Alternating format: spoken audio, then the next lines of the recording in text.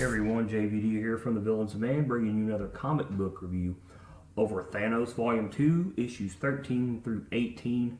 It's titled Thanos Wins, and this is probably one of the, if not the hottest story arc out at the moment. All because, for one, you get the first appearance of aka Frank Castle, aka the Ghost Rider, aka the Cosmic Ghost Rider, aka the Rider, which people seem to be going nuts over, and I don't understand it.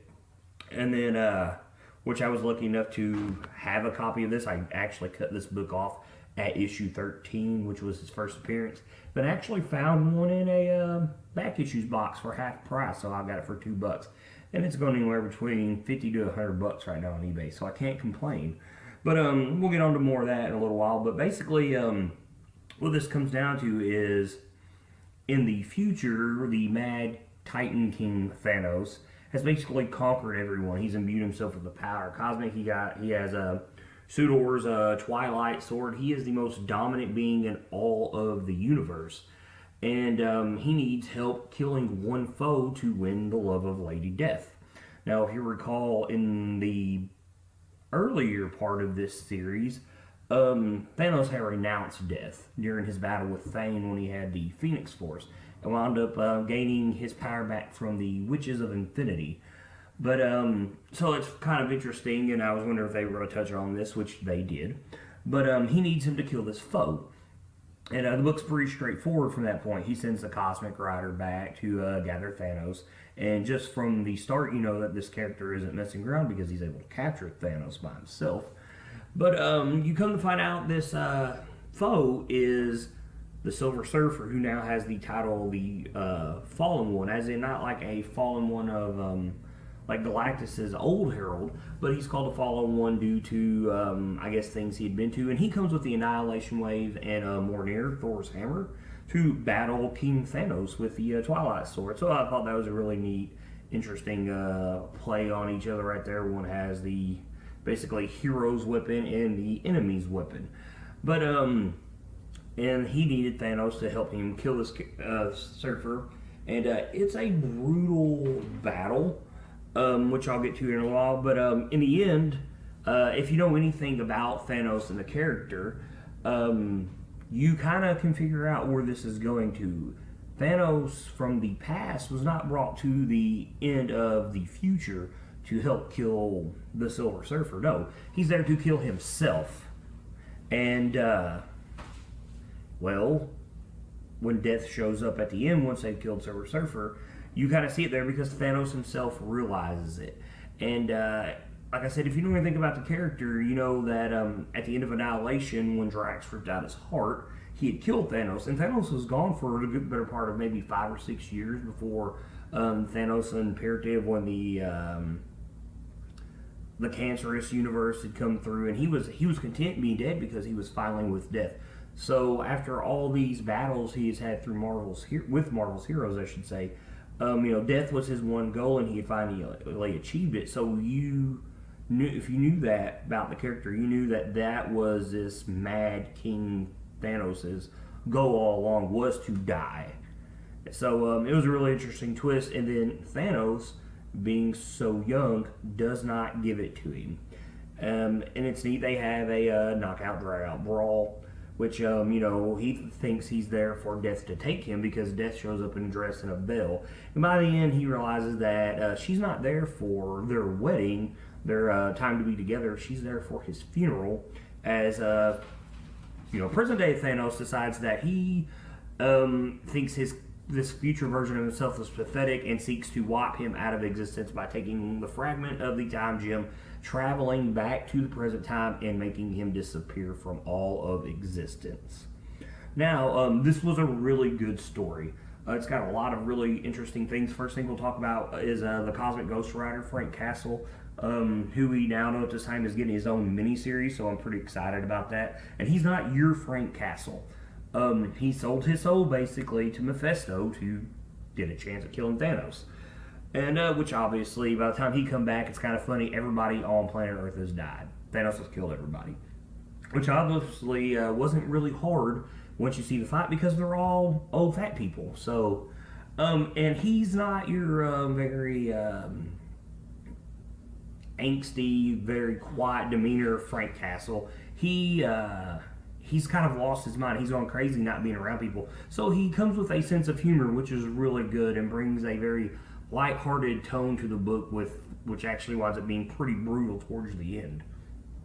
And then what you don't expect about the character is you learn all the stages in his life he has went through, from being the Punisher to selling his soul, becoming the Ghost Rider, having nothing to do because everybody is, dead, to Galactus shows up and wishes is trying to seek help for Reed Richards on Earth because he has been severely injured by Thanos, who's gone on his quest. And this is eons after Thanos had even been to Earth, and basically he meets Ghost Rider, and he gives him the power cosmic, and they go on to take on Thanos. And basically, well, it's very short-lived as Thanos blows off Galactus's head, and realizing that there's no point of fighting the Ghost Rider because, for one, he can't kill the Ghost Rider, and the Ghost Rider can't beat him. He basically becomes Thanos' herald. So it's a really neat story because, like I said, it's a very it's comedy relief for the most part. A really cool thing about his weaponry is his chain, his Hellfire chain, is made from the bones of Sidorak. And if you know anything about Doctor Strange, he always casts the Crimson Bands of Sidorak, which are known for being unbreakable and holding people. Also, if you know anything about Sidorak, he's the guy that gave the Juggernaut his powers. But he uses these chains basically to capture Thanos, so it's pretty interesting. Because you realize that Thanos is basically kind of taking trophies from everybody at this point throughout in the book. Along with that, like when he killed Galactus, his throne is called the Devourer throne, which is basically the head of Galactus, and he sits inside his skull while the helm's on. So that is pretty neat. He when the Eternals, when they show up to fight, not the Eternals, my bad, the Celestials, he builds his temple and his castle to Lady Death out of their bones. So it's really interesting to see this play on, an alternate reality, and I think that's what comic books need these days. Is characters don't want the same old. They want something different, something that's just so far out in left field that it'll grab their attention because it's so different from, hey, even though this story's really good, the hero's usually going to come out on top, and I think that's what's great. You leave a lot to the imagination and let people explore what that could lead to. So it's really cool, and I really like the story just for that reason. You also there's also some other things that you learn, especially with the Cosmic Rider. One of the reasons Thanos keeps him around, and the book opens up with this, is every morning Mad King Thanos takes the head from Cosmic Ghost Rider and has him hit him with this penance stare.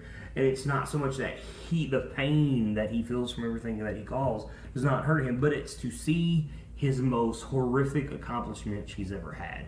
And he lets the young Thanos see this. So that was pretty neat. You learn some things about Thanos.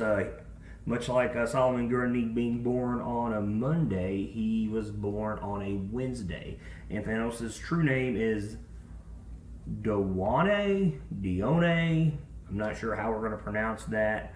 Apparently, by looking up, I've seen a couple different pronouncements of it, and it's Greek, which makes sense with Thanos being derived from Thanatos. Some other neat little things I thought. As the book opened up, you see Thanos go to one of the Chitauri Prime. The Chitauri are the aliens from the first Avenger movies. They're very prominent in the Ultimate Comics before they ended during Secret Wars. But he goes there, and there's a gladiatorial event going on during the winners of Chitauri Prime. You learn that, for one, the winners on Chitauri get really, really cold. I think it said it was even multiple hundreds degrees below Fahrenheit, and it didn't bother the Chitauri. So I thought that was a little cool, neat scientific fact about them to show you just how adorable they are as a race.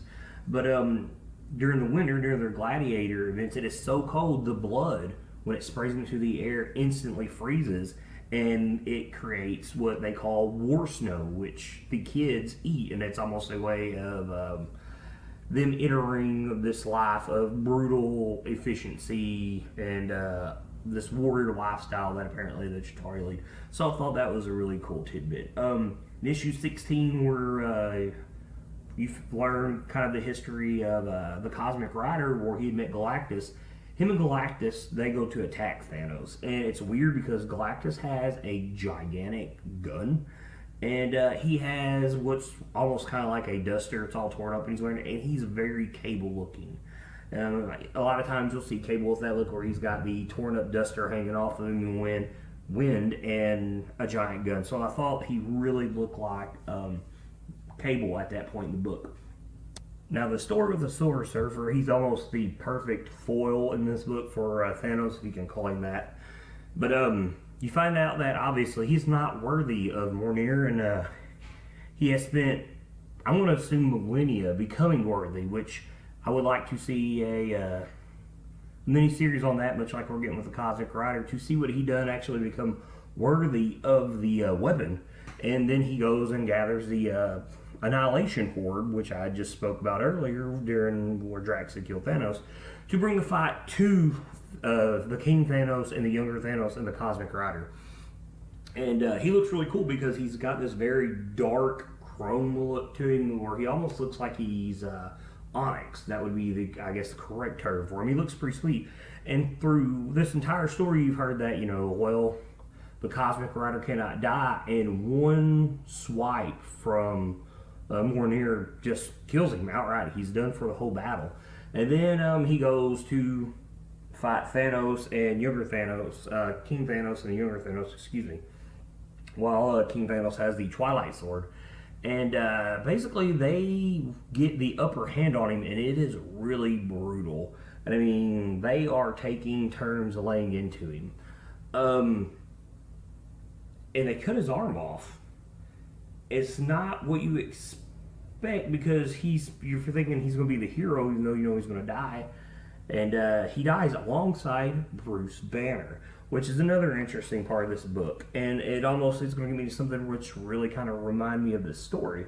The Hulk, in his old age, obviously looks like the Maestro, tries to actually fight Thanos as he is older, and, well, basically the Hulk beats snot out of him, and he makes, basically, the Hulk his dog. And even when he sicks the Silver Surfer, the Silver Surfer's awesome enough to calm him down and turn him into Bruce Banner. So I thought that was a really nice bit of hope in all this darkness and violence this book is at, especially at that time. And then he dies alongside the Silver Surfer.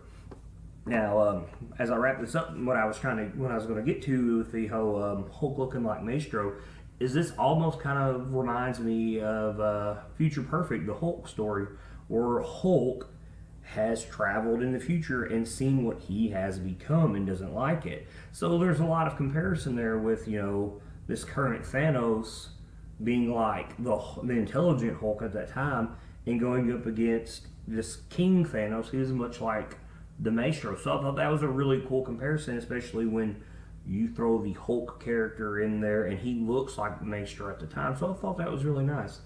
But as of this book, I cannot speak enough about it. Apparently it's over. And then I had the annual to finish reading. But I kind of got a feeling that it's not over based on the fact that Thanos, when he went back to the present with the time gem shard, erased King Thanos. And I'm hoping maybe, which Marvel's notorious for renumbering things, they'll go back with this Thanos book and you'll kind of get to relive parts where maybe he has learned from his past self not to do, so he doesn't become that way. So he doesn't see himself as weak. And, and at that time, he was trying to distance himself from death, and King Thanos told him, you'll never do this. So I'm curious to see if they'll lead up with this. Because this whole thing, this whole book, what you learn in just this arc, is pretty awesome, and it would have been nice to see this slowly unravel over a good 150 issues, because I honestly believe that the book would have sold based on what you know from the Mad King's story about his past and how he got to this point in his life. But I guess that's foreshadowing now that I've read it, and I'm sure Donny Coates, who is, I want to assume, become very popular after this story, because Jeff Lemire was writing it beforehand, and maybe that's just why they wanted to end at 18, because the shift from one writer to another. But hopefully we'll get more of this, and we'll kind of see something come off of this. But I'm JVD Youth Villains Demand. This has been my review over Thanos Wins. Keep reading, guys.